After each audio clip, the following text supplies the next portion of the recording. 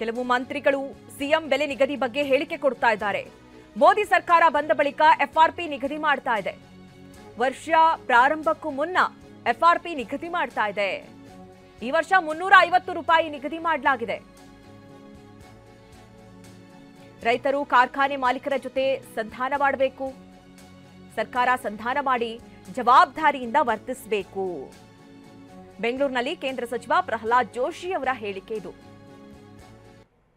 ಕಬ್ಬಿನ ಬೆಲೆ ಬಗ್ಗೆ, ಕಬ್ಬಿನ ಬೆಲೆ ನಿಗದಿ ನಮ್ಮ ಸರ್ಕಾರ ಬಂದ ನಂತರ, ಮೋದಿಯವರ ಸರ್ಕಾರ ಬಂದ ನಂತರ ಇಡೀ ದೇಶಾದ್ಯಂತ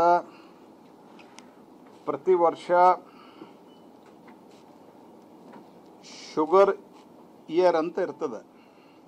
ಹೆಂಗೆ ಫೈನಾನ್ಷಿಯಲ್ ಇಯರು, ಅಕಾಡೆಮಿಕ್ ಇಯರ್ ಅಂತ ಒಂದು ಶುಗರ್ ಇಯರ್ ಇರ್ತದೆ. ಆ ಶುಗರ್ ಇಯರ್ ಪ್ರಾರಂಭ ಆಗೋದಕ್ಕಿಂತ ಮೊದಲು ನಾವು ಎಫ್ ಆರ್ ಪಿ ನಿಗದಿ ಮಾಡ್ತೀವಿ. ಈ ಸರ್ತಿ 355 ರೂಪಾಯಿ ಎಫ್ ಆರ್ ಪಿಯನ್ನು ನಾವು ನಿಗದಿಯನ್ನು ಮಾಡಿದ್ದೇವೆ.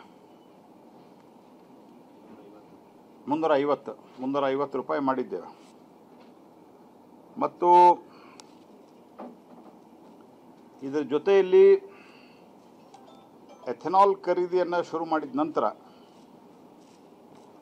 ಮೊದಲು 3, 4, 5 ವರ್ಷದವರೆಗೆ ಪೇಮೆಂಟ್ಗಳು ಪೆಂಡಿಂಗ್ ಇರ್ತಾಯಿದ್ದು ಇಡೀ ದೇಶದಾಗ. ಈಗ ಕಳೆದ ಶುಗರ್ ವರ್ಷದ್ದು, ಸಕ್ಕರೆ ವರ್ಷದ್ದು 97.2% ಪೇಮೆಂಟ್ ಆಗಿದೆ. ಹಾಗಾಗಿ ರಾಜ್ಯ ಸರ್ಕಾರ, ನಾನು ಇದರೊಳಗೆ ಆರೋಪ ಪ್ರತ್ಯಾರೋಪ ಇದನ್ನು ನಾನು ಮಾಡಲಿಕ್ಕೆ ಹೋಗೋದಲ್ಲ, ಮಿಲ್ಲರ್ಸ್ ಜೊತೆಗೆ ಮಾತುಕತೆಯನ್ನು ಮಾಡಿ, ರೈತರ ಜೊತೆಗೆ ಮಾತುಕತೆಯನ್ನು ಮಾಡಿ ಸೂಕ್ತ ಸಂಧಾನವನ್ನು ಮಾಡಬೇಕು ಹೊರತಾಗಿ ಸುಮ್ಮನೆ ಸ್ಟೇಟ್ಮೆಂಟ್ ಕೊಟ್ಟು ಪರಿಸ್ಥಿತಿಯನ್ನು ಮತ್ತಷ್ಟು